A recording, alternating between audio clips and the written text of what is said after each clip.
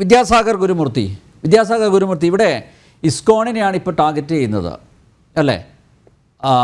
ഇസ്കോണിനെ നിരോധിക്കണമെന്ന ആവശ്യം ഉയർത്തുന്നു, കോടതിയെ സമീപിക്കുന്നു.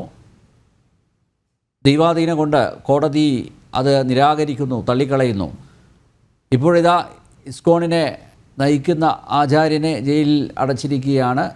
അതും വളരെ വളരെ ദുർബലമായിട്ടുള്ള ഒരു കാരണം പറഞ്ഞാണ് ജയിലിൽ അടച്ചിരിക്കുന്നത്.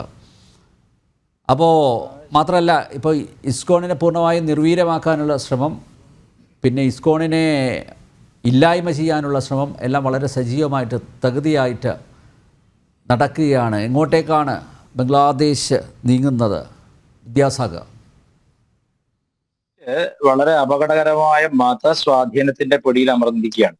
ഇതാദ്യമായിട്ടല്ല, ബംഗ്ലാദേശിന്റെ തുടക്കം തന്നെ മതപരമായ വിഭജനം തന്നെ ആയിരുന്നല്ലോ. നമ്മളതിനെ ഒരു മതേതര രാഷ്ട്രമായി കാണുന്നതിൽ അർത്ഥമില്ലെന്നുള്ള കാര്യം ആദ്യം മനസ്സിലാക്കുക. നമ്മൾ പാകിസ്ഥാൻ പോലെ തന്നെയാണ് ബംഗ്ലാദേശിന്റെയും ഏകദേശം കൾച്ചറൽ ഫാബ്രിക് ഇപ്പോൾ ഉള്ളത്. അത് ഒരു കുറച്ച് വർഷങ്ങളായിട്ട് അങ്ങനെയാണ്. അപ്പോ ഇതിനു മുമ്പുണ്ടായിരുന്ന അവാമി ലീഗിന്റെ മിനിസ്ട്രി അത് വളരെയധികം ഈ പറഞ്ഞ പോലെ മതേതര സ്വഭാവം കാണിക്കുകയും കുറെ കൂടെ റിലീജിയസ് മൈനോറിറ്റീസിനെ കണക്കിലെടുക്കുകയും അവരുടെ അവകാശങ്ങളെ കണക്കിലെടുക്കുകയും ചെയ്തിരുന്നൊരു മന്ത്രിസഭയാണ്. അത് തകിടം പറഞ്ഞു പോവുകയും പിന്നീട് ഇപ്പോൾ ഇന്ററിം ഗവൺമെന്റ് വന്ന ശേഷം ഇത്ര പെട്ടെന്ന് ഈ സംഭവ വികാസങ്ങൾ ഉണ്ടാവുമെന്ന് പറഞ്ഞാൽ ഇത് ഒരിക്കലും പെട്ടെന്നുണ്ടായതല്ലെന്നും ഇത് പ്രീ മെഡിറ്റേറ്റഡ് ആയിട്ടുള്ള വളരെ മുൻകൂട്ടി ആസൂത്രണം ചെയ്തിട്ടുള്ള ജമാഅത്തെ ഇസ്ലാമിയുടെ ഒരു പദ്ധതിയാണെന്നുള്ള കാര്യത്തിലും യാതൊരു തർക്കവുമില്ല. പക്ഷെ ഇതിനു മുമ്പ് ഏതാണ്ട് ഒന്ന് രണ്ട് മാസം മുമ്പ് നമ്മുടെ ഭാരതത്തിലെ ശങ്കരാചാര്യന്മാരെല്ലാവരും കൂടിച്ചേർന്ന് പറഞ്ഞൊരു കാര്യമുണ്ട്. ഇതിന്റെ പിന്നിൽ ചൈനയുടെ കാര്യമായ ശക്തിയുണ്ട് എന്നൊരു കാര്യം അവർ അന്ന് നോട്ട് ചെയ്ത് പറഞ്ഞിരുന്നു. ആ കാര്യത്തിൽ ഒരു സാങ്കത്യം ഉണ്ടെന്നാണ് ഞാനും കരുതുന്നത്. കേവലം ബംഗ്ലാദേശിന്റെ ആഭ്യന്തര പ്രശ്നമല്ല ഇത്. ഭാരതത്തിന്റെ രണ്ട് ഭാഗത്ത് നിൽക്കുന്ന രണ്ട് ശത്രു രാഷ്ട്രങ്ങൾ എന്ന് വിശേഷിപ്പിക്കാവുന്ന രാഷ്ട്രങ്ങൾ, ബംഗ്ലാദേശിന് അങ്ങനെ ഒരു മുഖ്യായ ഈ അടുത്ത കാലത്തൊക്കെ മാറ്റിയെടുത്തിരുന്നവർ, എങ്കിലും അത് വീണ്ടും ഈ റിലീജിയസ് എക്സ്ട്രീമിസ്റ്റിലേക്ക് കൊണ്ടുവരുന്നതിൽ ചൈനയുടെ അവരുടെ നയതന്ത്രപരമായ വല്ല കയ്യുമുണ്ടോ എന്നുള്ളത് വളരെ ഗൗരവമായി അന്വേഷിക്കപ്പെടേണ്ടതാണ്. കാരണം ചൈനയെ സംബന്ധിച്ചിടത്തോളം ഈ ഏഷ്യൻ കൺട്രീസിന്റെ മൊത്തം നിയന്ത്രണത്തിൽ വരികയും ഈ ഭാരതത്തോട് ശത്രുപരമായ ഒരു ഫുട് ഹോൾഡ് ആവശ്യമായി വരികയും ചെയ്തിരിക്കുകയാണ്. അപ്പൊ അങ്ങനെ പലയിടത്തും അവർ അത്തരത്തിലുള്ള ഡീസ്റ്റെബിലൈസിങ് തന്ത്രങ്ങൾ ഗവൺമെന്റുകളെ ചെയ്യുന്നതായിട്ട് നമുക്ക് കാണാം. അതും കൂടി നമ്മൾ ഇതിന്റെ കൂടെ കൂട്ടി വായിക്കേണ്ടതുണ്ട്. ഇസ്കോൺ എന്ന് പറയുന്നത് ഒരു അന്താരാഷ്ട്ര ഭക്തി പ്രസ്ഥാനമാണ്. ഇസ്കോണിന്റെ ബംഗ്ലാദേശിലെ പ്രവർത്തനങ്ങൾ വളരെ വിപുലമാണ്. ഒരു പക്ഷേ അവർ വളരെയധികം മറ്റ് ഹിന്ദു സംഘടനകളെക്കാൾ മിഷണറി സ്വഭാവമുള്ള ഒരു സംഘടനയാണ്. ഒരു പക്ഷേ ഇസ്ലാം ഭയക്കുന്നതും മിഷണറി സ്വഭാവമുള്ള സംഘടനകളെയാണ്. അപ്പോ എവിടെയാണെങ്കിലും ഇപ്പൊ നോക്കുക, പാകിസ്ഥാനിലെ ക്രിസ്ത്യൻ മൈനോറിറ്റീസിനെയും ഹിന്ദുക്കളെയും ആക്രമിക്കുന്നത് ഓർമ്മിക്കുക. അതേപോലെ തന്നെ ഇവിടെ ഇവരുടെ ഹസ്നത്ത് അബ്ദുള്ള എന്ന് പറയുന്ന ഇവരുടെ സ്റ്റുഡന്റ് കോർഡിനേറ്റർ പറഞ്ഞിരിക്കുന്നത് അദ്ദേഹത്തിന്റെ പരാതിയിന്മേലാണ് ഇപ്പോൾ ഈ അറസ്റ്റ് ഉണ്ടായിരിക്കുന്നത്. അവരുടെ പ്രധാനപ്പെട്ട വാദം, ISKCON is acting as an agent of the Awami League, attempting to destabilize the country. രാജ്യത്തെ ബംഗ്ലാദേശിനെ അസ്ഥിരപ്പെടുത്തുവാൻ വേണ്ടിയിട്ട് ഇസ്കോൺ ശ്രമിക്കുന്നു, അവാമി ലീഗിന്റെ ഏജന്റ് ആയിട്ട് ഇസ്കോൺ പ്രവർത്തിക്കുന്നു എന്നാണ് അവരുടെ ആക്ഷേപം. അപ്പൊ നോക്കണം, എന്ത് മൃഷാപവാദവും എന്ത് നുണയും പറഞ്ഞിട്ട് ഒരു രാജ്യത്തെ മൈനോറിറ്റീസിനെ ആക്രമിക്കാൻ വേണ്ടി ഇസ്ലാം ഞാൻ എന്തുകൊണ്ടാണ് മതം പറയുന്നത്? ഇവിടെ ഒന്നും മനുഷ്യരല്ല തെറ്റുകാർ. ഇസ്ലാം എന്ന ആശയം തന്നെയാണ് ഇത്തരത്തിൽ മതന്യൂനപക്ഷങ്ങളോട്, ഇതര മതക്കാരോട്, വ്യത്യസ്തമായ ആരാധനാ സമ്പ്രദായങ്ങളും രീതികളും ഉള്ളവരോട് ഇത്രയധികം വിദ്വേഷം പുലർത്തുന്നത് ഇസ്ലാമിന്റെ അടിസ്ഥാന പ്രമാണങ്ങൾ തന്നെയാണെന്നുള്ള കാര്യത്തിൽ യാതൊരു തർക്കവുമില്ല. ആ അടിസ്ഥാന പ്രമാണങ്ങളെ പരമപ്രമാണമായി കാണുന്ന ഒരു രാജ്യത്തെ സംബന്ധിച്ച് എന്ത് വിധേനയും ആ രാജ്യത്തെ ജനങ്ങൾ ആക്രമിക്കാൻ ഒരു വഴി ഉണ്ടാക്കും എന്നുള്ളതാണ്. ഇപ്പൊ ആരിഫ് നേരത്തെ പറഞ്ഞല്ലോ, കോടതികൾ ഒരു ആശ്വാസമാണ് ഇപ്പോൾ. അത് ശരിയാണ്, ഇപ്പോൾ മാത്രമാണ്. നോക്കിക്കോൾ, വരും ദിവസങ്ങളിൽ ഇതേ സ്ഥിതി തുടരുകയാണെങ്കിൽ കോടതികളുടെ കാര്യവും അല്ലെങ്കിൽ ജഡ്ജിന്റെ കാര്യമൊക്കെ തീരുമാനമാവും. ഇപ്പൊ ഞാൻ പറയാൻ കാരണം, ഈ കാട്ടാള സ്വഭാവം കാണിക്കുന്ന, അപ്പൊ ഞാൻ അവിടെ കണ്ടു ഒരു സ്കൂളിന്റെ മുൻപിൽ ഇസ്രായേലിന്റെയും ഇന്ത്യയുടെയും കൊടികൾ നിലത്ത് വരച്ചിട്ട് അതിൽ ചവിട്ടിക്കൊണ്ട് കുട്ടികൾ സ്കൂളിലേക്ക് കയറി പോകണമെന്നാണ് ബാംഗ്ലാദേശിൽ. കണ്ടിരിക്കും അങ്ങ് ഒരു പക്ഷേ അത്. അപ്പൊ ഈ ഇന്ററിം ഗവൺമെന്റ് വന്നതിന് ശേഷം ഇന്ത്യയെയും ഇസ്രായേലിനെയും ഇങ്ങനെ കണക്കാക്കുന്നുണ്ടെങ്കിൽ അതിന്റെ പ്രധാനപ്പെട്ട സൂചന ഇതര മതസ്ഥരോടുള്ള വെറുപ്പ്, അല്ലെങ്കിൽ ഹിന്ദു ഭൂരിപക്ഷമായി നിൽക്കുന്ന ഭാരതത്തോടുള്ള വെറുപ്പ്, അല്ലെങ്കിൽ ഇസ്ലാമിന്റെ കൊള്ളരുതായ്മകളെ നേരിട്ട് ആക്രമിക്കുന്ന ഹമാസിനെ എതിർക്കുന്ന ഇസ്രായേലിനോടുള്ള എതിർപ്പൊക്കെ കാണിക്കുന്ന എന്താണ്? ഭാരതത്തിനകത്തുള്ള സുഡാപ്പി കുഞ്ഞുങ്ങളുടെ തന്ത തന്നെയാണ് ബാംഗ്ലാദേശിലെയും തീവ്രവാദികളുടെ തന്ത. ആ തന്തയുടെ പേരാണ് ജമാഅത്തെ ഇസ്ലാമി. ലോകത്തെ ഏറ്റവും ആസൂത്രിതമായ ഭീകരാക്രമണങ്ങൾ നടത്താൻ ഉള്ള ബുദ്ധി കേന്ദ്രമായി പ്രവർത്തിക്കുന്നത് ഈ ജമാഅത്തെ ഇസ്ലാമിയാണ്. കേരളത്തിലും അതിന് വളരെ അധികം സ്വാധീനമുണ്ട്. തിരഞ്ഞെടുപ്പിലൊക്കെ നിർണായക ശക്തിയാവാനുള്ള സ്വാധീനം അവർ നേടിക്കഴിഞ്ഞു. അപ്പൊ ഞാൻ പറയുന്നത് ബാംഗ്ലാദേശ് എന്ന് പറയുന്നത് ഒരു രാഷ്ട്രം എന്നത് മാത്രമല്ല, എല്ലാ രാഷ്ട്രങ്ങളിലും അവർ പ്ലാൻ ചെയ്തിട്ടുള്ള ടെറർ സെൽസിന്റെ പേരാണ് ബാംഗ്ലാദേശ് എന്ന് ഇപ്പൊ വിശ്വസിക്കേണ്ടിയിരിക്കുന്നത്. ഞാൻ എപ്പോഴും പറയുന്ന ഒരു കാര്യം, മുമ്പ് നമ്മുടെ ചർച്ചകളിൽ പോപ്പുലർ ഫ്രണ്ടിന്റെ വിഷയം വന്നപ്പോഴൊക്കെ ഞാൻ പറഞ്ഞിരുന്നു, ഇവർ നമ്മൾ വിചാരിക്കുന്ന അപ്പുറത്തുള്ള ഫണ്ടിങ്ങിലാണ് പ്രവർത്തിക്കുന്നത്. നമ്മൾ ഒരു പാകിസ്ഥാനെന്നോ മറ്റോ പറയുമ്പോൾ ഇതൊക്കെ എത്രയോ അപ്പുറത്ത്, ഈവൻ ഇൻക്ലൂഡിങ് ചൈന ഇവർക്ക് ഫണ്ട് ചെയ്യുന്നുണ്ടോ സംശയിക്കേണ്ടിയിരിക്കും. കാരണം നമ്മുടെ ശങ്കരാചാര്യന്മാർ അവരുടെ മീറ്റിംഗിൽ പറഞ്ഞതാണ്. കാരണം ഈ ബാംഗ്ലാദേശിലെ ഹിന്ദുക്കളെ ഇങ്ങനെ ആക്കാം, അവിടെ നോക്കൂ 8% താഴെ ഉള്ളൂ ഇപ്പോ, എന്ന് വെച്ചാൽ കൊന്നു തീർക്കുകയാണ്. അത് അതേ ജമാഅത്തെ ഇസ്ലാമിക് ഭാരതത്തിൽ മതേതരത്വത്തിന് വേണ്ടി ബാറ്റ് ചെയ്യാണ്. അപ്പൊ പല മുഖങ്ങൾ എടുക്കുന്ന ഒരു രാക്ഷസനെ പോലെ പല ഫാസറ്റ്സ് ഉള്ള ഒരു ടെറർ ഓർഗനൈസേഷൻ ആണ്, അതിന്റെ ബ്രെയിൻ ആണ് ജമാഅത്തെ ഇസ്ലാമി എന്ന് പറയുന്നത്. ഇപ്പൊ കേരളത്തിൽ തന്നെ ഞാൻ പറയാറുണ്ട് എപ്പോഴും, നമ്മുടെ വിജനമായ ഫാക്ടറികളിൽ, കഞ്ചിക്കോടും മറ്റു ഫാക്ടറികളിൽ, അല്ലെങ്കിൽ ഒഴിഞ്ഞു കിടക്കുന്ന വലിയ ശാലകളിൽ, അവിടെയൊക്കെ കൊണ്ടുവന്നിട്ട് ഈ അതിഥി തൊഴിലാളികളെ താമസിപ്പിക്കുന്നുണ്ട്.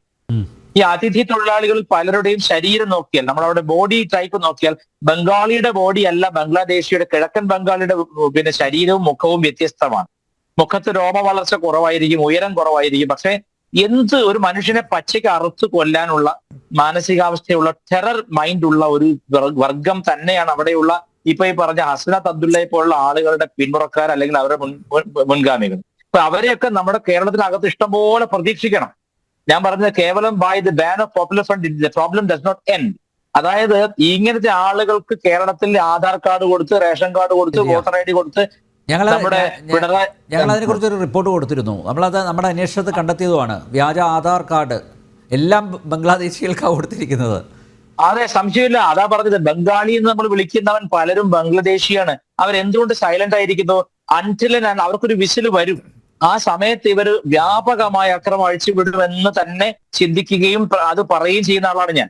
അപ്പൊ ഇവരുടനെ പറയും നിങ്ങൾ വർഗീയത പറയുകയാണെന്ന് പറയും. വർഗീയതയല്ല. നമ്മൾ പാണക്കാട് കുറച്ച് കോഴി ബിരിയാണി ഉണ്ടാക്കി കൊടുത്താൽ അത് നക്കാൻ പോകുന്ന നായ്ക്കൾ വേറെ കാണും. ഞാനൊന്നും ആ വർഗത്തിൽപ്പെട്ട ആളല്ലല്ലോ. അപ്പൊ നമ്മളെ സംബന്ധിച്ച് നിങ്ങൾ കുറച്ച് കോഴി ബിരിയാണി ഉണ്ടാക്കി വെച്ച് കഴിഞ്ഞാൽ അവിടെ വന്ന് കുത്തിയിരുന്ന് തിന്നിട്ട് മതേതരത്വം വിളമ്പാൻ നമുക്ക് പറ്റില്ല. നമ്മുടെ അനുഭവങ്ങളാണ് നമ്മൾ പറയുന്നത്. 1921 മുതലുള്ള അനുഭവങ്ങളാണ് നമ്മൾ പറയുന്നത്. 1921 മുതലെങ്കിലുമുള്ള കേരളത്തിന്റെ അനുഭവം എന്താണ്? അത്യന്തം അപകടകരമായ മത ആക്രമണം. അതിനാണ് ഗസ്വ എന്ന് പറയുന്നത്. ഇന്നൊരു രാഷ്ട്രീയ നേതാവ് പോസ്റ്റ് ഇട്ടിരിക്കുന്നത് അങ്ങ് ശ്രദ്ധിച്ചു കാണും. ഗാസിയുടെ വീട്ടിൽ കല്യാണത്തിന് പോയ പോസ്റ്റ് കണ്ടിരിക്കും അങ്ങ്. ഈ ഗാസി എന്ന പദവി എങ്ങനെ ഉണ്ടായതാണെന്ന് ചോദിച്ചാൽ അയാൾക്ക് ഉത്തരവുണ്ടോ? ഇസ്ലാമിനെ സംബന്ധിച്ച് ഗസ്വകൾ, അതായത് മിന്നൽ ആക്രമണങ്ങൾ നടത്തി മൈനോറിറ്റീസിന്റെ, അതായത് അവിടെയുള്ള അവിശ്വാസികളുടെ, ഇസ്ലാം ഇതര വിശ്വാസികളുടെ ഇടയിൽ ഗസ്വ നടത്തിയിട്ട് ആ നാട് പിടിച്ചെടുത്ത് നേതാവാവുന്നവനാണ് ഗാസി. ആ പദം തന്നെ ഗസ്വ നടത്തുന്നതിനുള്ള പദമാണ്. അങ്ങനെ ഒരാളുടെ വീട്ടിൽ പോയിരുന്നത് ഇത് മതേതരത്വത്തിന്റെ ബിരിയാണിയാണെന്ന് പറയുമ്പോൾ ചില്ലറ ഉളുപ്പുകേടൊന്നും പോരെന്നുള്ളതല്ലേ നമ്മൾ മനസ്സിലാക്കേണ്ടത്. അപ്പൊ ഇത്തരം നേതാക്കന്മാർ അവിടെയും കാണാം, ബാംഗ്ലാദേശിലും. അതായത് ചിന്മയ് കൃഷ്ണദാസ് എന്തുകൊണ്ട് അറസ്റ്റ് ചെയ്യപ്പെട്ടു? അയാൾ വളരെ ശക്തമായിട്ട് 8 പോയിന്റുകൾ ബാംഗ്ലാദേശ് ഗവൺമെന്റിന്റെ മുമ്പിൽ വെച്ചു. അതിൽ ഒന്നാമത്തേത്, മൈനോറിറ്റീസിനെ ഈ പെർസിക്യൂഷൻ ചെയ്യുമ്പോൾ അതിന് പ്രത്യേകമായി മൈനോറിറ്റി ട്രൈബ്യൂണൽ വേണം. 2, അവിടെ ഒരു മൈനോറിറ്റി മിനിസ്ട്രി പോലും ഇല്ല ആക്റ്റീവായിട്ടുള്ള, അത് ഒരു മിനിസ്ട്രി ഓഫ് മൈനോറിറ്റി അഫയേഴ്സ് കൊണ്ടുവരണം. ഇങ്ങനെ 8 പോയിന്റുകൾ അതിശക്തമായി സ്ഥിരമായി വാദിച്ചുകൊണ്ടിരുന്ന ആളാണ് ഇസ്കോണിനെ പുറത്താക്കി. പക്ഷെ ഇസ്കോണിന്റെ പേരിലാണ് ആൾ അറിയപ്പെടുന്നത്. വൈഷ്ണവ സന്യാസിയാണ്. ഗൗഡീയ വൈഷ്ണവ സന്യാസിയായ ചിന്മയ് കൃഷ്ണദാസിനുള്ള ദേഷ്യം, അയാൾ കൃത്യമായി ഹിന്ദുക്കൾക്ക് എന്ത് അവകാശമാണ് വേണ്ടതെന്നുള്ള രീതിയിൽ പോരാടി. അതാണ് സത്യം പറഞ്ഞാൽ ഇയാളെ അവാമി ലീഗിന്റെ ആളാക്കി മാറ്റിക്കൊണ്ട്, അതായത് ഒരു മൃഷാപവാദം, ഒട്ടും സത്യമല്ലാത്തൊരു ആരോപണം ഉന്നയിച്ച് പോലും. ഇപ്പൊ ഞാൻ അതിന് എന്റെ ഓർമ്മയിൽ വരുന്നൊരു ഉദാഹരണം, 2020 നമ്മുടെ കൊറോണ കാലത്ത് മഹാരാഷ്ട്രയുടെ ബോർഡർ, ഗുജറാത്ത് ബോർഡർ പാൽഘർ എന്ന സ്ഥലത്ത് ജൂന അഖാഡയിലെ 2 സാധു വൃദ്ധ സന്യാസിമാരെ അടിച്ചടിച്ച് കൊന്നിരുന്നു. ക്രിസ്ത്യൻ ഭീകരവാദികളാണത് ചെയ്തതെന്നാണ് അന്ന് അവിടെയുള്ള ആളുകൾ എന്നോട് പറഞ്ഞത്. അവർ ഈ കൊല്ലാൻ കാരണം ഈ സന്യാസിമാർ ഇവിടെ ഹിന്ദുമതം പ്രചരിപ്പിക്കാൻ വന്നവരാണെന്നൊരു ന്യൂസ് അവർക്ക് കിട്ടിയപ്പോ അവരെന്ത് ചെയ്തു? കൊച്ചുകുട്ടികളെ തട്ടിക്കൊണ്ടു പോകുന്ന സന്യാസിമാരാണിതെന്ന് അവരുടെ നാട്ടുകാരോട് പറഞ്ഞ് ധരിപ്പിച്ചു, കള്ളത്തരം പറഞ്ഞ് ധരിപ്പിച്ചു. നോക്കണം എത്ര നിഷ്കളങ്കനായ ജീവന ആ സന്യാസിയെ ഇവർ കൊച്ചുകുട്ടികളെ തട്ടിക്കൊണ്ടു വന്നവരാണെന്ന് പറഞ്ഞിട്ട് പോലീസ് പോലും കൈകെട്ടി. ഭാരതത്തിനകത്താണ്, ബംഗ്ലാദേശിലല്ല, ഭാരതത്തിനകത്ത് പാൽഘറിൽ, മഹാരാഷ്ട്രയുടെ ബോർഡറിൽ ആ സന്യാസിമാരെ ആ രാത്രിയിൽ 60-70 വയസ്സുള്ള സന്യാസിമാരെ അടിച്ചടിച്ച് കൊന്ന രാജ്യമാണ് ഇന്ത്യ. ഇന്ത്യയുടെ അവസ്ഥ ഇതാണ്. ബാംഗ്ലാദേശിലെ ചിന്മയ് കൃഷ്ണദാസിന്റെ അവസ്ഥ എന്തായിരിക്കും? ചിന്മയ് കൃഷ്ണദാസിനെ അവര് നോൺ വെജ് തീറ്റിക്കാൻ പോലും സാധ്യതയുണ്ടെന്ന് ഞാൻ മനസ്സിലാക്കുന്നു.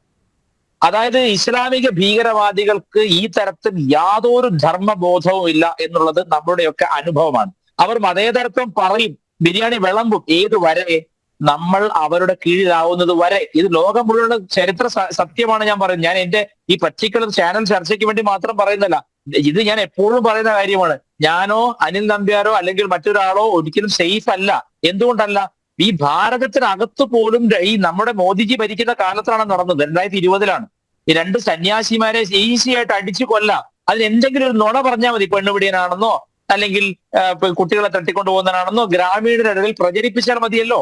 ഇതേ തന്ത്രമാണ് ചിന്മയ് കൃഷ്ണദാസിനെതിരെ എടുത്തത്. അദ്ദേഹത്തിന്റെ വക്കീൽ പോലും കൊല്ലപ്പെട്ടു. നോക്കണം, ഒരു നിയമ സഹായം പോലും അദ്ദേഹത്തിന് ലഭ്യമാവാതിരിക്കാൻ ഭീകരവാദികൾ എത്രത്തോളം ശ്രദ്ധിക്കുന്നു എന്ന് മനസ്സിലാക്കുക. ഈ ഭീകരവാദികളിൽ നിന്നാണോ കോടതിയുടെ അലിവ് നമ്മൾ പ്രതീക്ഷിക്കേണ്ടത്?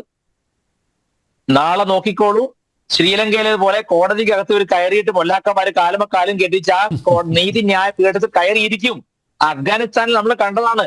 അഫ്ഗാൻ താലിബാൻ ഭരണം പിടിച്ചെടുത്തപ്പോ AK-47 തോക്കുമായിട്ട് കാക്കാമാര് കയറിയിട്ട് ആ കസേരയിൽ കുത്തിയിരിക്കും നമ്മൾ കണ്ടതാണ്. അപ്പൊ ഞാൻ പറഞ്ഞത്, ഇവിടെ എഡ്യൂക്കേഷനോ ഹ്യൂമൻ റൈറ്റ്സിനോ അല്ലെങ്കിൽ സോഫ്റ്റ് ഫീലിങ്സിനോ ഇമോഷൻസിനോ ഒരു മാനവും കൊടുക്കാത്ത ഒരു രാക്ഷസ വർഗം, അവരിൽ നിന്ന് ചിന്മയ് കൃഷ്ണദാസിന് നീതി കിട്ടുമെന്ന് എനിക്കറിയില്ല. ഒരു ദുഃഖകരമായ വേദന പറയട്ടെ, ഈ ഭാരതത്തിന്റെ പ്രതികരണം വളരെ തണുത്തതാണ്. കാരണം ഇങ്ങനെ പോരാ. സത്യത്തിൽ അവിടെ ഒരു സർജിക്കൽ സ്ട്രൈക്ക് നടത്താനുള്ള അത്രയും ഭീകരമായ അവസ്ഥ അവിടുത്തെ ഹിന്ദുക്കൾ അനുദിനം നേരിടുകയാണ്. സ്ത്രീകൾ റേപ്പ് ചെയ്യപ്പെടുകയാണ്, തലകളെ കെട്ടിത്തൂക്കി അടിച്ചു കൊല്ലുകയാണ്. അത് കണ്ടു നിൽക്കുകയാണ് ഈ ഗ്രാമീണവാസികൾ. ആലോചിച്ച് നോക്കണം, ഗ്രാമവാസികൾ. ഇത് നിരന്തരം അവിടെ നടക്കുന്നു. പല വാർത്തകളും പുറത്തു വരുന്നില്ല. ഇത് കൽക്കത്തയിൽ അങ്ങേക്ക് ഓർമ്മയുണ്ടെന്ന് അറിയില്ല, 2021 നമ്മുടെ ഈ ലോക്സഭാ ഇലക്ഷന്റെ തൊട്ട് മുമ്പ് ഇവര് നമ്മുടെ മമത ബീഗം അവരുടെ നേതൃത്വത്തില് അവിടെ കൽക്കത്തയിലുള്ള BJPയുടെയും യുവമോർച്ചയുടെയും പ്രവർത്തകരുടെയും സാധാരണ ഹിന്ദുക്കളുടെയും 160ഓളം വീടുകൾ ആക്രമിച്ചിട്ട് അതിൽ 120ഓളം വീടുകൾ കത്തിച്ചു. 60 പേര് കൊല്ലപ്പെട്ടു. അവർ പലരും പലായനം ചെയ്ത് ഇപ്പോഴും ഡൽഹിയിലും മറ്റും താമസിക്കുകയാണ്. അവർ തിരിച്ചിതുവരെ പോകാനായിട്ടില്ല. നമ്മുടെ രാജ്യത്തിനകത്താണ്. അപ്പൊ കൽക്കത്തയിൽ ഇത്തരത്തിൽ ആരാണ് ഹിന്ദുക്കളെ ടാർഗറ്റ് ചെയ്ത് അറ്റാക്ക് ചെയ്യുന്നത്? ഒരു വിഷയം ഉണ്ടാക്കിയിട്ട് ഒരു ട്രയറ്റ് സൃഷ്ടിക്കുക, അതിനുള്ളിൽ കൂടെ മതപരമായ അവരുടെ വിദ്വേഷം തീർക്കുക എന്നുള്ളത് ഇവരുടെ പണ്ടേയുള്ള ജമാഅത്തെ ഇസ്ലാമിയുടെ രീതിയാണ്. ദൗർഭാഗ്യകരമെന്ന് പറയട്ടെ, ഹിന്ദു സംഘടനകൾ മിക്കതും ഗാന്ധിസത്തിന്റെ പിന്നാലെ പോവുകയും ഗാന്ധിയൻ ലൈൻ സ്വീകരിക്കുകയും ചെയ്തത് ഇവർക്ക് വലിയ അനുഗ്രഹമായി. അതുകൊണ്ടല്ലേ എങ്ങനെയാണ് ഒരു ഐഡിയോളജിക്കൽ ട്രെയിനിങ് ഇല്ലാതെ ഒരാൾ പാർട്ടിക്കകത്തേക്ക് വരുന്നത് എത്ര വലിയ അപകടമാണെന്ന് സന്ദീപ് വാര്യർ കാണിച്ചിരുന്നു. ഐഡിയോളജിക്കലി ഹിന്ദുധർമ്മത്തോടോ ഐഡിയോളജിക്കലി രാഷ്ട്രത്തോടോ അതിന്റെ ഉറച്ച ബോധമില്ലാത്ത ഒരാളെ പാർട്ടിയിലേക്ക് എടുക്കുമ്പോൾ, അയാൾ പാർട്ടിയിൽ സ്ഥാനങ്ങൾ വഹിക്കുമ്പോൾ, നാളെ അയാൾ വിചാരിക്കുന്ന സ്വന്തം പാളയത്തിൽ പോയി തിരിച്ചു കൊത്തില്ല എന്ന് എന്തുറപ്പുണ്ട്? അപ്പൊ ഞാൻ പറയുന്നത്, നമ്മൾ ഐഡിയോളജിക്കലി വളരെയധികം ലൂസായി കഴിഞ്ഞു. ഇത് ശരിയാവില്ല. കൽക്കത്തയിൽ പോലും ബംഗ്ലാദേശികൾ കടന്നിട്ടാണ് ആക്രമണം നടത്തിയത്. ബാംഗ്ലാദേശി ഭീകരവാദികളാണ് കൽക്കത്തയിൽ പോലും ആക്രമണം നടത്തിയത്. ഇത് നമ്മുടെ രാജ്യത്തിനകത്തും കേരളത്തിലും എല്ലാം നടക്കാൻ സാധ്യതയുണ്ട്. ഇതിന്റെ അപ്പുറത്ത്, അതായത് കൽക്കത്തയിൽ അന്ന് 2021 നടന്നതിന്റെ 100 ഇരട്ടിയാണ് ഇപ്പോൾ അനുദിനം ബാംഗ്ലാദേശിൽ നടക്കുന്നത്. ഇങ്ങനെ പോയി കഴിഞ്ഞാൽ ഇത് ഹിന്ദു വംശീയ ഹത്യയ്ക്കുള്ള ഏറ്റവും ഒടുവിലത്തെ കാരണമായി തീരും.